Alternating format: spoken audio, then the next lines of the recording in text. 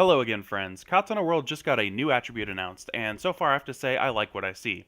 We have two solid monsters so far, and I'm very excited to see what other cool support this attribute gets. Let's start with the card reveals. First we have Pale Yellow Apparition Hoshi Kumadoshi. This Google translates out to Star Bear Child.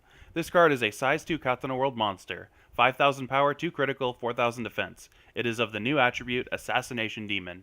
It has no skill, but its call cost is pay 1 gauge and place a card from your hand into its soul face down. It has move and double attack. The first thing you're probably wondering is, why is the soul face down? And the second thing you're probably wondering, if you caught it, was, wait a second, why doesn't this have soul guard? That's right, this card is a neg 1 and a gauge for a double attacking size 2 with solid stats and move. Is it worth it? Not as a standalone card, but we also got the triple R boss for this attribute spoiled to us as well. Here he is. Demonic Mind's Eye, Ibuki Doji. This Google translates out to about Dream Collar Pattern. This card is a size 3 Katana World monster, 8,000 power, 2 critical, and 5,000 defense. It is also of the new attribute Assassination Demon. Its ability is, when this card enters the field, destroy a monster on your opponent's field. If this card entered the field by raid, deal damage to your opponent equal to the size of the destroyed monster. Raid and double attack.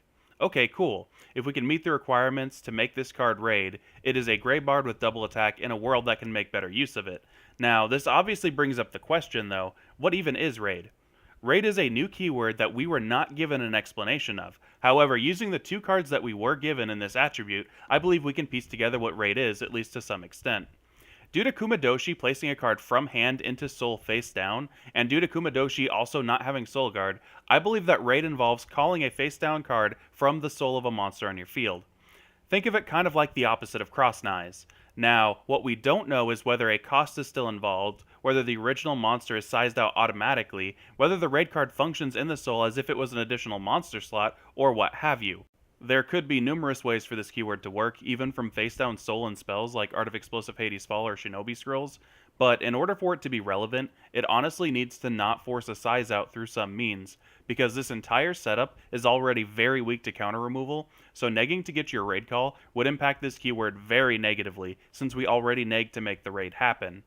That covers my initial opinions and speculation for Assassination Demons and Raid. That's it for now, have a good one.